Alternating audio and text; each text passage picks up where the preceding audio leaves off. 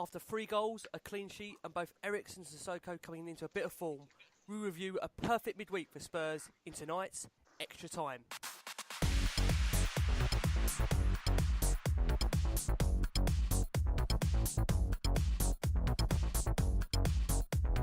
Hi guys, welcome back for another hour of talking all things Tottenham Hotspur in this special Extra Time edition. Don't forget to subscribe to the show via iTunes or Acast and get every new episode direct as it's released. You can of course follow us across all social media platforms. We're on Twitter and Instagram at e_Spurs. We're on Facebook, facebook.com/e-Spurs page. We're also on YouTube, Pinterest, Tumblr, the lot. And for all the links to the e-Spurs platforms, just head to our website, which is www.espurs.blogspot.co.uk. On the e-Spurs podcast tonight, we'll be talking about yesterday's 3-0 win over Hull. We'll be reviewing the Burnley game coming up on Sunday, and we'll be taking your questions as always. So, before we talk all things Tottenham Hotspur tonight, let's introduce tonight's panel. Firstly, we've got a man back on the scene, Mr. John Mannings. Hello, mate. All right. Yeah, good to have you back, John. Good to have you back. We've got Ian. Hi, chaps. You all right? And finally, as always, we've got Jason. Very good, mate. Evening to all of you. So on a midweek, we saw Spurs hit 3, Sissoko and Eriksen showing the kind of form we're craving to see. 3 points made up on Arsenal, back to winning ways. Coming to you first, John, as you're back on the podcast. You was there last night. What did you make of the win? Well, for the most part, it was pretty routine. I think we made our spells of pressure count, although they did have their moments as well, to be fair. You know, if it weren't for Hugo Lloris making a couple of good saves, it could have been a different story. But, yeah, I thought, you know, it weren't as comfortable as the Swansea one, for example, but it's more comfortable than some wins we've had this season. I think no one really had to step it up to top gear and hopefully saved a bit of energy for Sunday. But, yeah, it was, you know, at the end of the day, we do expect to be beating Hull City at home quite comfortably, and that's exactly what happened. Yeah, very true. And I think with Spurs, what we see, John, recently is that we are getting these results now against a smaller side, which has been a bit of an issue in the past. You know, Spurs, I think, typically in the past, we've seemed to play well against the big teams, but we've struggled at home against the smaller teams. Although we should be beating these sides, is it a positive aspect, John, that we are starting to see now Spurs take these teams to the mantle at home, the smaller sides? Yeah, I think so. I think the key to that is the fact that Pochettino, over time, has become a little less stubborn in terms of his formation from the start. You know, yesterday we saw, you know, I think all of us were like, what? You know, surprised that Dyer and Wanyama both started. And then you see how we lined up and you think, right, okay, so we go 3 at the back, push the fullbacks up higher, you know, and that both of them provided a superb bit of wing play for the first 2 goals. And I think that was the key. You know, when you are going to have teams that come and they want to play free in the middle of central defence, you have to make the pitch as big as you can and get them crosses across. And you know, as we saw for the first 2 goals, it done for Hull, didn't it? There weren't any way they were going to come back after that. And I think, yeah, now we've seen that Pochettino will be malleable in terms of his formation and change it from the 4-2-3-1, which he played week in, week out, no matter who the opposition was. At least he's becoming a little bit more flexible in that aspect. And you know, I'm not saying it would have been any different if we'd have lined up with our usual formation, but I think that was the key yesterday. You know, matching them really with the 3 at the back, although theirs was more of a 5 really, because their fullbacks weren't as adventurous as ours were. But yeah, no, I think that was the key for me, and fair play to Pochettino. You know, and the players have got the job done. Yeah, and I think with Pochettino, we've all said what we want to see is that having that flexibility to change a game, whether it be midway or before the game. Bringing you in, Ian, we heard from Danny Rose today that Spurs, well, the players themselves only heard about the change in formation just 2 hours before they beat Hull. Is that indicative as to the clever players we've got in our squad and the way they can adapt their game very quickly in such a short space amount of time, and how Rose and Walker, as kind of fullbacks now, have shown themselves not only on the Premier League stage but also very much kind of as England's first choice as well? What do you make of those lads and the game itself? Well, I think the first part of the question about, you know, the lads, I think that we've now got 2 intelligent fullbacks who can adapt to any sort of system. You know, I think they showed last night how adventurous and how skillful they are at going forward. I spotted on social media today that pass from Walker yesterday that is being sort of like mooted as the pass of the season already, which he pinged must have been about 50, 60 yards over to the wing for Sissoko to run onto. Absolutely sublime ball. You know, if any sort of like world-class midfielder had done that, we'd all be sort of like crowing over it. So I think that's indicative of that. And of the game itself, I just thought they were immense. You know, I don't subscribe to, oh yeah, but it was only Swansea. Yeah, but it was only Hull. At the end of the day, you know, it was a league game in the Premier League, you know, and they turned up and they really, you know, showed how quality the quality they have. You know, and if, as you said, it was only two hours before, as I said, it shows how intelligent they are to be able to adapt to the new formation. So, you know, I was more than made up for them, and let's hope we can see a bit of more of that on Sunday. Yeah, and I think that's, like you just made a good point there. You know, people may say it's only Hull, but you've still got to turn up and win these games. You know, I think this Premier League has shown itself in years to be a very unforgiving league. I don't think you can necessarily just turn up now and expect to be anyone. Just to echo what you're saying, you know, I can recall being at White Hart Lane, and when we have historically struggled against teams like Hull. I can recall, you know, losing 1-0 at White Hart Lane, and the odds sort of either 0-0 or, you know, a really sort of tough day at the office. But, you know, we never looked in any sort of danger last night. You know, that shows a maturity and an intelligence that we were able to overcome them. Very much indeed, very much indeed. And bringing you in, Jace, I have to ask you, the first goal Spurs scored last night came on the back of a 30-move pass. Now, I don't want to obviously mention too much about them down the road, but I think if it was them down the road who'd done that, they'd be getting all kind of plaudits. What did you make of that first goal? It was great build-up play, wasn't it? It certainly was, but, you know, maybe it shows the value of just passing the ball backwards across the you know, passing it square ways and backwards across the line. Sometimes there is a bit of a purpose to it. But it was still a terrific ball from Jan as well. You know, brilliant run from Danny Rose, an excellent bit of play from him, and an excellent finish. But Jan's ball, I think, was lost in one or two of the reports this morning. An excellent spot. And in fact, the same thing more or less happened with the second goal, didn't it? With we were saying off air, with a lovely deft pass by Eric Dyer over the top of the fullback for Walker to run onto. But, you know, we expected to win the game. I think my preview was Spurs to win by 3. I think that's the first time I might have got the correct score or whatever. And I said, you know, they'd need to bring a Boeing double-decker plane rather than just a normal double-decker bus to keep us out. But, you know, it's interesting, isn't it? People will say it's only Hull, and they're right, and they're a relegation-threatened side. And yet, when you drop points or other teams drop points, there'll be the same people that will say, well, you don't get an easy game in the Premier League. So, you know, you can't have it both ways. It either is a good win or it's, as I say, you know, there are tougher games in the Premier League than others, but you make your mind up, don't you? And coming back to you, John, we've not had a chance to obviously speak to you much recently about Mr. Sissoko. Definitely a player that split the panel, I think more than split. What did you make of him last night? It does seem like he has very much responded to Pochettino's criticism, and there looks to be potentially maybe a player there. What do you make of it? I think everything apart from his end product was there yesterday. I think there was a couple of opportunities where, especially one in the first half, he went on a crossfield run, he cut back and then had a shot, tried curling it into the far corner, and that went, you know, well, it didn't go right, put it that way. But there was a couple of occasions where he just looked a little bit like a rabbit caught in the headlights. I felt. I think it was definitely his best performance in the Spurs shirt so far.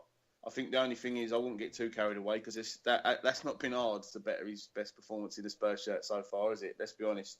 I think the problem we've got is the price tag. It all comes down to the price tag. If he was a £10 million player, which is probably what he is, then it wouldn't have been a problem. And I think we wouldn't be giving him as much grief. You'd be thinking, right, he's being integrated into the squad properly. You know, in a way, although he's come from a team in the same league, the same country as us, as Newcastle were. It's a bit like the situation with Mkhitaryan at Man United, and now Mourinho's being praised for integrating him slowly because he's come good. And the thing is, if the same happens to Sissoko over the next 2 or 3 games, then hopefully Pochettino will get the same kind of praise because, you know, he'll deserve it. But yeah, we all know there's a player in there. It's like, you know, the podcast from a couple of days ago, and Jason rightly says, you don't get 50 caps for France if you're not a very good player. And that's a fact. So yep. I'm sure he'll come good. I just don't think we've seen anywhere near the best of him just yet. Yeah, no, totally echo those thoughts. Bringing you in, Ian, I think another player last night who seems to be striking form at just the right time going into the Christmas period is Christian Eriksen. I was critical of him myself against Manchester United and thought he went missing. I think what we're seeing is now we have to be a bit patient with these players, and with Eriksen there does seem to be now a bit of a goal glut in him. What do you make of it? Is he coming into form at just the perfect time? I hope so. And on the evidence of what we saw last night, and even in patches in those games where we've all thought he's gone missing, as I've said on previous pods, it's not been through lack of effort. It's just that maybe he's a confidence player, and one of those ones where, when you score one, you'll score more. And I think that he's now showing that. And I think that, we need a Christian Eriksen to be up there to actually flourish for us. And I think if you look at the stats, I think that, that another fact is that, he's now back up among the top assist makers in the league. And, I hope that he can carry on and weigh in with some more goals and start, creating for other players, which he's slowly starting to do. So good on him. He's obviously sort of got his head down and got on with some hard work on the training pitch and, listened to some of the advice from, say, some of the coaches and the manager. So, as a Spurs fan, happy days. Yeah, very much indeed. And Christian Eriksen, as John kindly reminded me before the pod, 5 goals in his last 4 games. That in itself tells you he's very much on a rich vein of form at the moment, coming into a very, very busy period for Spurs, and at a time where we will arguably need his goals to kind of take the burden of Harry Kane, which Pochettino said last night. I know something you wanted to say, Jace, yourself, was the comparison between this and last season. Well, I think if you look at the form of us over the 2 seasons, after 16 games last year, we've now won 2 more games than we had at this stage last season. We've scored more goals than we had last season. We've conceded fewer goals than we had last season, and we've got 4 points more than we've got last season. So whilst we may not have been as exciting to watch, whilst we've attracted some degree of fair criticism, we haven't played with the flair, we haven't played so much with the intensity. I think if you look at those stats and you say you've won more games, you've got more points, you've scored more goals and you've conceded less, you then say we've scored more goals despite our Golden Boot winner missing for 5 games. We've conceded less goals despite having the league's best defender missing for 5 games. We've missed Lloris, Ali, Dembele, Dyer, Lamela. Rose, Lamela. And yet, according to some, we've gone backwards. So, whilst the quality of our play may have gone backwards, I don't know if you can improve in every single stat that you can actually factually say you've gone backwards. It's just crazy. And, people say to us that, well, we're not doing it in the crunch games. Chelsea are 6 points clear at the top, having lost to Liverpool and got beat 3-0 by Arsenal. Liverpool's record in the crunch games this year is excellent. I think they've won 2 and drawn 2 of the 4. And they've got 7 out of 9 away points. If you look at us, their win at Chelsea and their win at Arsenal. But they're 6 points behind because they've lost to Bournemouth, Burnley and dropped points at the weekend to West Ham. So we all want to see us get more wins in the crunch games. But there are 14 other teams in the league, and winning games against them is just as important as winning games against the top 5 or 6. And, when even with Eriksen last night, people saying, well, it's only Hull. But the same people that will say that were praising the performances of, say, Walker and Rose last night. Don't get me wrong, Walker and Rose were excellent last night, but, they were playing the same Hull team that Eriksen was playing. So you can't have a pop at Eriksen for only doing it against a poor team like Hull and at the same time praising 2 players for having a good game against Hull. It doesn't work that way, does it? We have one of our regulars criticise Eriksen and say, other than his 2 goals last night, what did he do? Well, isn't that the point of football, to score goals? And to say one was a tap-in and anyone could score it, well, the tap-in he scored was the exact same tap-in that Harry Kane missed. So, sometimes some of the criticism we've got this year is justified, but put it in perspective. And then when we do have a decent game, at least, get off the negativity and praise the players and give them a round of applause and get behind them when they have done a good job. Yeah, indeed. And I think this year, obviously, it's a bit different to maybe last year. We are fighting against the likes of, Liverpool are very, very strong this season. Chelsea, 10-game run, they're very strong as well.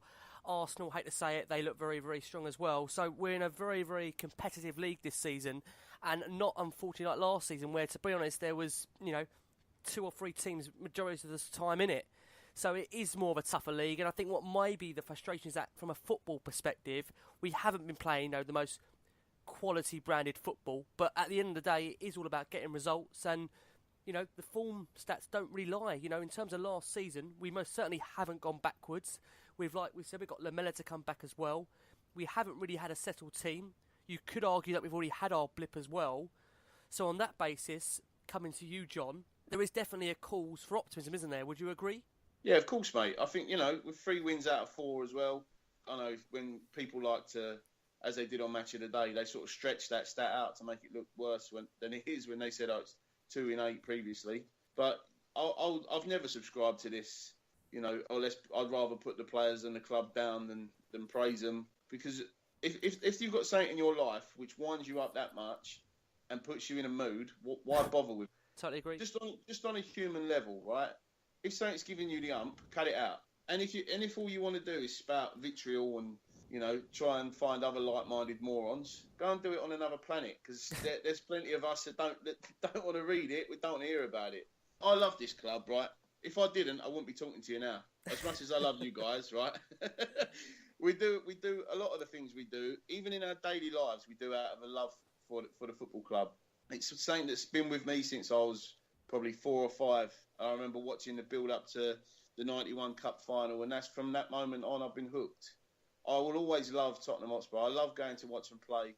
And do you know what? If we have a blip, it only means that you savour the next victory that little bit more.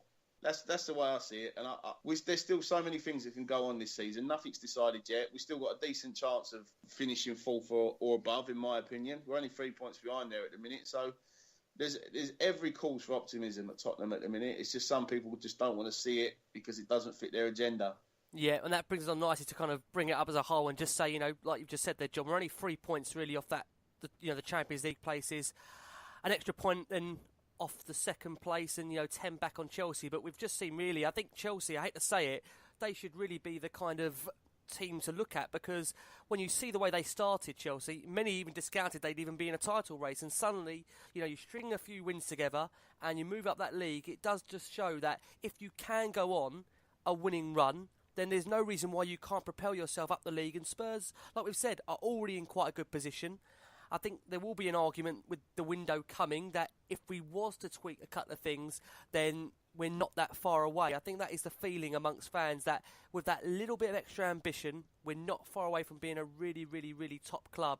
And like we've said, with players that don't always necessarily perform every week, that's where you have the likes of your Christian Eriksen to come into form, your Musa Sissoko, so you're not reliant upon every player every week. There's different players coming in, helping out. So I think, like I say, from that perspective, we're in a good position, and there's no reason why we shouldn't go into the fixtures coming up with any sense of trepidation, because they're all winnable on paper. They really, really are. I think the other thing, Rick, as well, is no team plays in Europe again till halfway through February. So if the table still looks sort of similar then to what it does now, which it probably will, to be fair, then we'll know, like we said before, whether we should go all out for the cups and whether they should be our priority or whatnot. So I think that Chelsea have had that to their advantage so far this season. But like I say, for the next 8 weeks or so, everyone's on an even playing field. So it'll really be the telling stage of the season, I think.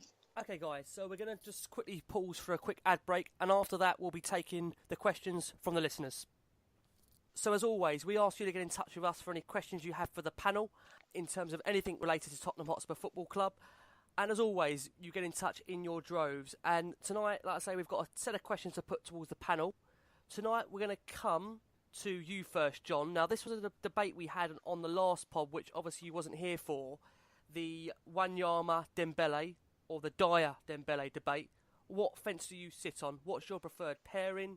How do you feel the difference has been this season not having Dyer there to last? Well, I think, first of all, Wanyama's played pretty much every minute of every game because he's been pretty much our best player for every minute of every game. You can't really argue with that, I think. There's been a lot of games where, all right, against Man United, he didn't cover himself in glory and he did miss the easy chance against Swansea. But it's not like we signed him to to score goals. So in respect of the job that he's there to do, I think he's done it excellently. And I think that, understandably, he's probably one of the first names on the team sheet at the minute. And I think, that's Wanyama's been the main reason why we've seen Dyer deployed in central defence more often in midfield this season. I think I'm right in saying so. From Poch's point of view, I think he obviously likes Wanyama as a player because he's managed him twice now. So I think Wanyama definitely is a shoo-in for me at the minute. It don't matter who we're playing because he's the one where even when we changed from a 4-2-3-1 to that sort of 4-1-4-1, it was Wanyama that stayed in that defensive midfield position. So in my opinion, that's his own. Another reason why Wanyama would be the first name on the team sheet for me is because Dembele's fitness can't be relied on, sadly. And it's been like that for a while now. I think apart from the long suspension he had from the end of last season, he's been injured more often than any other player, I think I'm right in saying. And the fact that Dyer's versatility may be, as much as it's good for us, Eric Dyer might not necessarily see it as a plus if he wants to play in midfield. So I would say Wanyama plus, if Dembele's fit, he plays. If not, then it's Dyer. Is there a case, John, for you? Do you feel like we've missed Eric Dyer this season in terms of Tottenham style of play? Has it changed for you? Was there an argument for that at all? Because a lot of people seem to be picking up on the fact that, Dyer's been lucky to be out of the team. But I think, like Jace rightly said recently, he's not had a decision really to make on that because Dyer has filled in versatile-wise at right back, at centre back. Have we missed him in terms of the style of players that changed for you? I would say not too much. Although one thing you can say about Eric Dyer is, if he played a beautiful ball over the top for Ali against Hull, where if Ali finishes that off, then that's up there with pass of the season as well as Walker's to Sissoko. So in terms of what he can do from midfield and even from centre half, as I say last night, he's got a better passing range than Wanyama. But when Wanyama's probably the destroyer, he's probably a better destroyer, if you know what I mean, than Dyer is. But Dyer's a better ball player. So last season, where we had Dyer and Dembele there, Dyer's job was just to sit and spray the ball around, and Wanyama's taken over that. But I do think that, Dyer gives us a better... he's probably better at picking a pass, which is less obvious. But I don't think it's really caused us too much of an issue this season. I think if you take Victor Wanyama out of our team this season and couple that with the fact that Toby's been injured as well, I think we'd be in deep trouble, to be honest with you. I think he's come in and he's done great from day one, and Dyer's obviously been deployed at centre half because of Toby's injuries as well. I think if he weren't injured, and I don't think we would have seen much of Dyer so far this season, other than when Dembele's been injured. No, very much. I think that is very much indicative, I think, of the feeling as well. And that question was from @Kian13THFC. Next, we're going to move on to you, Ian. Another question surrounding the kind of the back line of Spurs. We've got Marcus Aurelius at MC Gukin, I hope I've pronounced that right, who's a regular listener to the show. Hello there, Marcus. His question is for you, Ian, and it's free at the back. What do you make of it? Are you a fan of it? I like the fact that we can change a system. I think I've said before in a pod that we can't always go on the one system. We can't. We have to have the ability to sort of like change things up to suit different opponents. And I think that what we playing last night, was it 3-4-3? I think that, that is great and it worked really well for us. But I think we have to get into the situation where, we have the ability to play, 4-2-3-1 or even 3-5-2 or whatever combination you want, depending on who you're playing. So I was really pleased last night to see 3 at the back. I think it's worked for us well. I think, didn't we play 3 at the back at the Emirates? I'm trying to think. We did, yeah. We played 3 at the back there. We've played it Watford away. We've played it last season. I think what we're finding with Pochettino is that, my only complaint with Pochettino is that I find that he finds it very hard mid-game to switch a formation when very much the imposing play is on us. That impressing game, when it's done to us, we find it very hard to find an answer in order to switch our play. But in terms of setting out a formation, he's brilliant. There's no doubt about that. But again, my kind of concern with him is, I think you guys maybe echo it as well, that when we are being pressed, that is where we have a problem in terms of changing a game. And I think as a manager, he is still very young, and therefore he is kind of learning his way still in the game. And let's be hopeful that he can find a way of changing games when they go against us. Because very much, of course, you want to look at the bench and see how you can change it. Sometimes it does come down to a tweak in the system, like we saw against Chelsea recently, where we outplayed them for the first 44 minutes. And in the second half, we didn't really get a kick. So we're seeing it now that a lot of these continental managers, they have to find ways of changing up the game, adapting the style to try and suit the team that you're playing in order to get results. Because at the end of the day, we can all sit here and play the pretty football, and everyone, like I say, moans about maybe the style of football at times, but very much so as we find that it's all about the end product. It's all about the result. And I think I said it earlier on, Rick, that historically we have struggled against Hull City, especially at White Hart Lane. And last night we played a far more attack-minded game. You know, as I said, Rose and Walker were basically wide midfield players. You know, and we had the opportunity with Eric and Toby and Jan just to sort of like shore up that defence when we needed it. So I'd like to think this shows the development of Pochettino into what we all know he is, and that's a top manager. Yeah. I'll just have a quick word on those tactics. I think the important thing about the switch is, and I've been critical in the past, that I think teams can find it very easy to set up against us when you play one style of football. But, you know, just going this weekend with Burnley, they'll now be thinking, how are Tottenham going to play? Whereas, you know, 6 weeks ago, everybody knew exactly how we were going to play. So, you know, that ability to switch formations around does give you a little bit of an advantage. And, you know, even some of that was our own guilt, because last night I tweeted, Dyer and Wanyama at home as defensive midfield players. And then suddenly it became clear, actually, they're not both as defensive midfield players. So, you know, it has the ability to give the opposition one or two surprises. And we even saw that, didn't we, at Emirates, where for the first 20, 25 minutes, you know, Arsenal admitted that they struggled to cope with the new setup. And they probably, you know, like everybody else, has spent the whole week preparing for that game, expecting to see us play 4-2-3-1. So it definitely has that advantage with switching formations. Totally agree. I think, like I say, it's all about having the ability, like we've just said, to switch a game if needs be. And again, we're looking at the bench. We haven't yet really seen much of Nkudu. Haven't seen much of the likes of, you know, Harry Winks. I think Harry Winks, you haven't spoken about him yet. I mean, what a game he had when he came on. You know, Dele Alli wasn't really involved in the game last night, unfortunately. I just think he's on a bit of a run at the moment where he's finding it tricky, I think, truth be told. And that really brings us on to the final question of tonight, coming to you, Jace. This is from JD at Fraud Sissoko. Interesting tagline. I'm sure you'll have your thoughts on that. And he says, would you take Ross Barkley at Spurs? Bear in mind, though, we do have Dele Alli. Would you be interested? I mean, a lot of talk this week has been about Ross Barkley, potentially a transfer target for Spurs. Would that kind of player be of an interest to you? Well, he'd be more interested to me than that tag handle would be, that's for sure. I was wondering for a comment Fraud on that. Sissoko.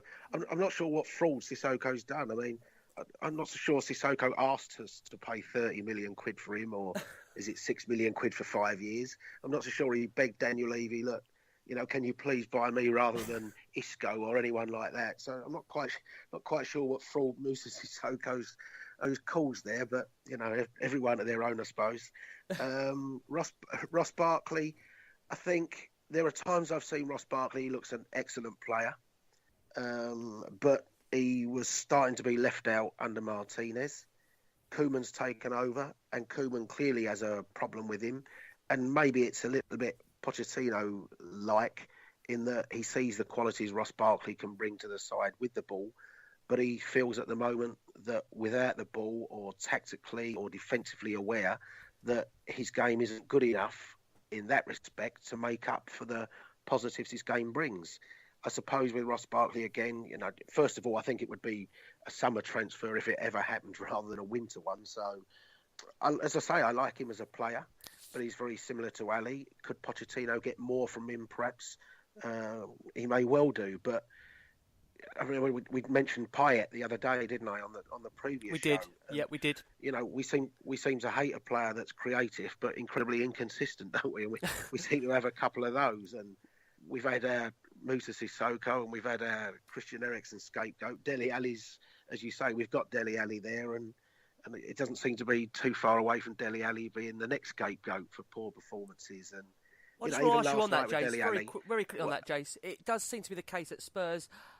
We do seem to forget players' ages at times. Dele Alli's a young kid who was only playing League One only a couple of seasons ago, and suddenly, you know what it is like at Tottenham. I mean, it's at every, again, football now, the way it is modern day, it's the expectation level that rises when you've had such a great season. And now suddenly it becomes, we should expect a decent performance every single game. And Jace, you've watched a lot of football in your lifetime. So what do you make of it? Do you think it's a bit over the top? He's a young kid, isn't he? You've got to give the kid time. Is it a bit over the top? It's absolutely ridiculously over the top. I mean, first of all, you're right, he's 20 years old and he's been playing pretty much solidly now for the 12 months. To say he's not the same Dele Alli as we saw last year. He had a little run where he scored against City, he scored against Stoke.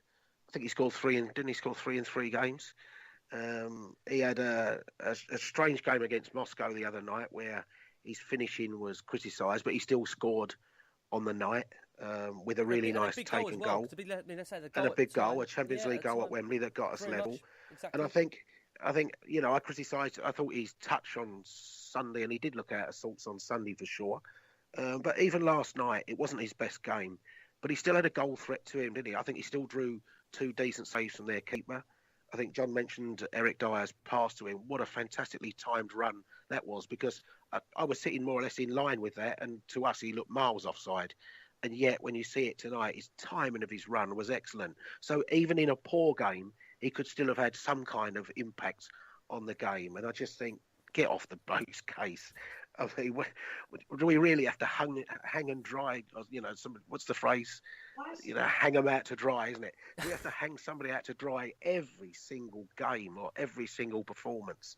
I just don't understand it. And Dele Alli, for me, is a huge part of Tottenham moving forward. And, there's parts of his game we don't like, some of the diving and things like that you can criticise him for. But, I mean, as I say, if he's going to become the next scapegoat, then I give up. I really do. Yeah, no, like I say, he's a vital part of Tottenham Hotspur's future, there's no doubt about that. Like I say, he signed a new long-term deal not too long ago, also reaffirmed his commitment this week and said PSG is of no interest to him, so that's always great to hear.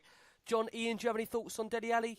He's been involved in more goals of any under-21 player in the whole of Europe over the past 2 years. Not bad, is he? So when you look at it like that, there's always got to be one young player, one golden player, one world beater.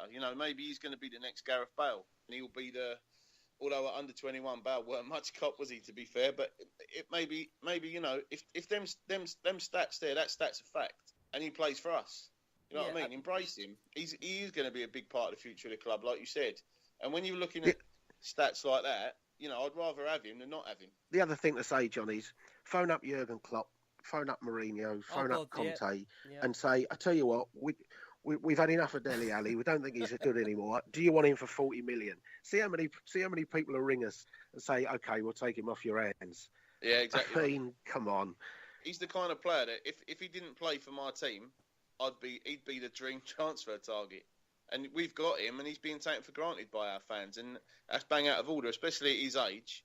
I do think a lot of it, he's being taken for granted because he has, he hit the ground running, didn't he, from the start of last season when he came on against Leicester and scored with that diving header. And I think since then, he's had so much pressure on him, and he's dealt with it admirably well, in my opinion.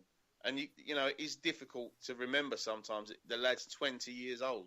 To be playing week in, week out at 20 in the Premier League is quite rare. And to be doing it at a team who are pushing for, towards the top end of the table and who have played in the Champions League this season makes it even rarer still. All I'm going to add to the thing is I totally agree with all what's been said. Is that all players go through, little dips in form, little dips in confidence. They drift in and out of games. But, it's what makes Dele Alli a great player is that sort of, we've said it before, that devilment. And, I wouldn't want to take that out of him. No. All I would want him to add to the game is, Jason said it a lot of times on this, it's a little bit of game craft and, knowing when to do the things. And, my only criticism of him recently is that he has seemed to want the ball to come to him rather than him going to the ball. Whereas, we touched on it yesterday with Harry Winks. When Harry Winks came on, he went to the ball. He made the ball move quicker. It was almost like he'd already sussed out where the ball was going to go before he'd even got the ball to his own feet. Now, that's something that I'd like to see Dele Alli do more often, is to be more assertive in a game. Because, you know, in the Premier League, the ball's not going to come to you. You know, you're going to have to go and get the ball and then take the game by the scruff of the neck. And that's something that, you know, I'd like to see him do more often. And that's not a criticism, you know, of him. That's just purely some balding 52-year-old person who's watched quite a few games in his life and has been part of, you know, the renaissance of Spurs under Pochettino. Yep, Ian, I think you make some great points there. And I just want to quickly, you lads, on the roundup of these questions. Harry Winks, we haven't really had many questions on him. I think during the game, there was that little bit of period where Hull was starting to build a little bit of pressure, and Harry Winks, we were lacking that composure in midfield. He came on, he calmed the game down, and suddenly, before you know it, he was on 10-15 minutes, and the game was pretty much wrapped up. Coming to you first, Jay. Harry Winks, I know it's very, very early. I know we don't want to get too carried away, but God, is there like another young kid coming through the academy here that could be a vital part for Spurs? What did you make of his cameo tonight? Well, he certainly made a difference and an impact when he came on, didn't he? That's the key thing that you want any player to do. He took the opportunity given to him, and he certainly did everything that probably Pochettino would have asked him to do. So he looks now at that stage where he's not becoming a young player that just comes on with 5 or 6 minutes to go to give him, you know, minutes in the Premier League. It looks like he's now coming on with a real job to do, and he's prepared to go and do it. He had a poor game in Monaco, it must be said. So, as you're right to say, let's not go over the top. But I think what we're seeing so far is an excellent little passer of the ball, somebody that's got composure on the ball, somebody that's doing all the things that we thought Tom Carroll was originally in the side to do, and he's certainly jumped over the top of Tom Carroll, and we all want to see Tom Carroll leave, but nobody wants to see Harry Winks leave. So, you know, he's just doing the things that he's being asked to do, and that's all you want him to do, isn't it? Yeah, very much so. And coming to you, John, as well, 47 touches in 29 minutes, 97.7% pass completion. Is he a little pass master? Well, that's decent, isn't it? That's not bad. Davy would be pleased with that. I think the thing is, he's one of them players who he can pass himself out of trouble, and he never looks flustered or fazed by any situation. I think that's what's impressed me with him most. He's just cool as calm as a coma all the time, and I really like that about him, because you got some players, especially like the kind of players he was up against last night. You know, like quite big fellas like Livermore and Huddleston, who are not, you know, although Tommy Huddleston's a decent footballer, he's not so much as an athlete as Harry Winks is, in my opinion. And he just passed it around them.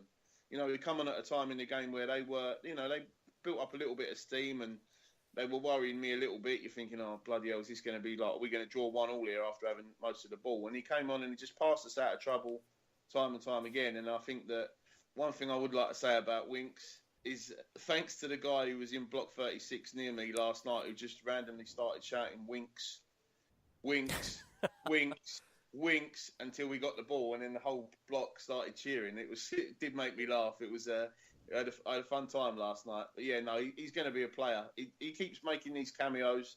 They'll turn into starts. They'll turn into regular starts, and we'll have another England player come through our academy. I'm convinced 100% that's what'll happen. Fingers crossed, fingers crossed. Well, Poch does seem to know how to spot them. I have to say, last night, very quickly on the game, talking about academy players, I do want to quickly give a quick mention to Michael Dawson, Jake Livermore, Ryan Mason, Tom Huddleston. Lads, I'm sure you're going to be the same. Part of me last night, I felt it was a bit like an ex-Legends night, and I'm not for 1 minute saying that these guys are Tottenham legends, but you kind of get my drift, that there was a bit of an emotion towards the end, especially the one Michael Dawson chant. Just very quickly, let's just round this up. What did you make of that? It was a bit of a seeing Michael Dawson for the last time maybe at the Lane, unless we draw him in a cup, of course. Do you know what, Rick? It was lovely, and I must admit I did join in as vocally as possible with the chants for especially Michael Dawson, but for Huddleston and Mason as well. And you know, they always played well for Spurs, really. I think they were, especially Dawson. We all love him, don't we? Oh, of course. Oh, well, I think so. And why not? You know what I mean? It was the 92nd minute. We're winning 3-0. I think they deserved it, and the Spurs fans done themselves proud, I think, in that respect. Yeah, very much so. And I think a lot of people seem to forget, you know, the times when these players stood by us when arguably, you know, they could very much have gone elsewhere. And I do honestly mean that, because we've had some players down the years, that have stayed with the club, the likes of Michael Dawson, and he was our rock for a long time. All right, he wasn't world class. I say these days to any young Spurs fan growing up, you never know how lucky you are seeing a defence the way we've got it at the moment. I don't think anyone's ever seen it so good as it is right now. Having Toby Alderweireld back there last night, I have to say, back again at White Hart Lane last night, seeing Toby, the reassuring presence he had in that back line, I just think everyone feels that little bit more secure, that little bit more safe when Toby Alderweireld is on the team sheet. I think that is very much indicative of how important he is to Spurs and how, as that back four now has grown and everyone knows each other's jobs. Hugo just looks so much more calmer when he has that back four in front of him. There is that reassuring spirit that, we aren't going to concede. And last night was our 6th clean sheet already this season. We've still got the least conceded in the Premier League. It does bode very, very well. And that leads us on to now looking at the game at the weekend against Burnley. Jace, we're going to come to you first on this. Again, it's going to be a game where Spurs obviously are heavy favourites to win the game. However, that doesn't mean we've got a divine right to do so. Do we just need to go with that same kind of attitude that we showed against Hull? Yeah, definitely the same attitude, the same belief that there's definitely 3 points there. Go ahead and win them. I think Burnley might be a slightly tougher test than Hull. They're comfortably mid-table in a way at the moment. I think they're 5 points above the drop zone, and they're probably ahead of where they expected to be come the start of the season. So I'm sure they may be a little bit more negative and a little bit more structured, but I saw their highlights of West Ham today, and okay, West Ham aren't the best side to judge it against, but in the end they perhaps should have got a point even last night with a couple of decent opportunities in that second half. But it's a game that, let's be fair, it's a game that if we have got the aspirations to be in that top 4 or whatever, you've got to be winning those games, and particularly with Arsenal, Manchester City in front of at the same time as our game, isn't it? I think theirs is 4 o'clock Sunday as well. So, there's a great chance to win that game and make up even more points on those above us. So I expect us to win the game, and it might be a bit nervy at certain times, but I still think there should be at least 2 goals between the two sides. No, very much so. We have to go there. Again, another big game, and the fixtures coming thick and fast now. And as we've always said, if we can go on a run in this league, you'd be surprised where it can take you. Ian, coming to you, another opportunity to get 3 points on the board. Are we expecting some kind of changes, possibly seeing Nkudu, Winks maybe starting? What do you think in terms of the selection? It all depends on how Pochettino thinks Burnley are going to set up, because under Sean Dyche, they're quite a compact outfit that's got quite a bit of pace about them. So a great deal will depend on that. Although I wouldn't rule out the 3-4-3 approach as we saw last night. So I'm just hopeful that well, not hopeful. I know that Pochettino would have done his own work, and we'll send a team out that can overcome them. And as Jason said earlier on, clubs and teams will now be coming to Tottenham not knowing which Tottenham and which formation they're going to be getting to play against, which is always a great thing. So personally, I wouldn't change it. I've got this issue about changing winning sides. I think that winning is a habit that once you start winning, it breeds other success on the pitch, and I would leave it as it is. But Poch will know what players and what formation he wants to send out. But I just hope that we can get out there and get another 3 points and then go into that 10-day break before the Southampton away game with a nice sort of warm feeling of winning under our belts. Very much. And John, coming to you, do you think there's a potential chance he may tweak it? I mean, Ian's made a great point there. We have got a 10-day break after this, so it's not like the players are going to have to warm down and then start preparing for another fixture. Does that give him that advantage if he wants to play the same team and keeps, like Ian says, a winning formula? Is there a reason to kind of stick with that same 11 in your opinion? Well, I would say as long as no one who played against Hull picks up a knock, I think I'd expect the same 11 pretty much to play, unless maybe Son for Sissoko if he decides to. He's bound to change at least one, isn't he? And I think that would probably be the most likely, although, as we've already said, Sissoko looked half decent. So, I mean, I would personally, if they're fit, I'd keep them all there, and I'd probably be tempted not to play Dembele, even if he's fit as well, because as Ian said, it's a winning team, a winning formula. If we're going to play the same way, then the same personnel would do for me. The other thing to consider as well is that Burnley have scored 1 goal all season away from home. and I've got 1 point away from home all season. And I happen to know that Dr. Tottenham goes on holiday on Friday for Christmas, so we'll be all right Sunday.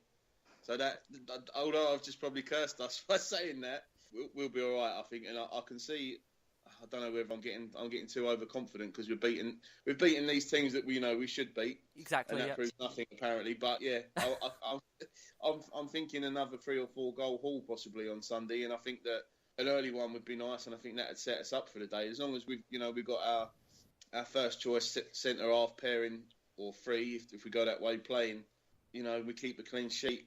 I think there's only one winner, and it'll be a comfortable one. But like I say, just because Burnley have only got 1 goal and 1 point on the road, if it does go tits up, don't come after me. Oh, John, I'm sure they'll be coming after you. Don't worry about that. I'm sure they will.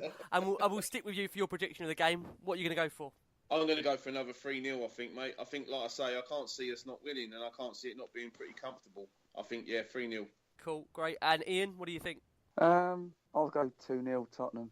Okay, playing it calm and composed. And Jace? As I said earlier, mate, Spurs by 2 for me, although it wouldn't surprise me if Winks does get a start in place of Ali. And also, I think Dembele, there's a potential he may want to bring him back in. But Dyer, I don't think after that performance, I don't think you can drop him. He was brilliant in the week, and it definitely gave us another dimension as a team. I think we've missed Eric Dyer. I really do. But I think, like you said, Jace, numerous times, that we haven't really had that decision to make. So it's not been a case that Dyer's been purposely left out. He's just filled the void in other areas. In terms of my prediction, I'm going to be quite confident on Sunday. I think we can definitely impose our game on them. I really think if we can start bright, as typically you want Spurs to, I think there's a good couple of goals in this for us. So I'm also going to go along the lines with John, and I'm also going to go for a 3-0 win. So guys, that's all we've got time for this week on this extra time edition of the e-Spurs podcast. I just want to let you know, next week we've got a very, very big Christmas special coming. We've got Lyle Thomas joining us on the e-Spurs podcast, a very well-respected journalist who works for Sky Sports, who does know a lot in terms of background at Tottenham, so it'll be great to have him on. Hopefully, fingers crossed, all the lads will be joining us as well. Thank you very much, Jace. No problem, mate. And Ian, thank you very much. Yeah, cheers, Rick. Good show, mate. Great. And John, thanks for coming back, and fingers crossed you'll be back for next week. Nice one, mate. Thanks for having us. Pleasure as always. And all that remains to be said is, come on, you Spurs!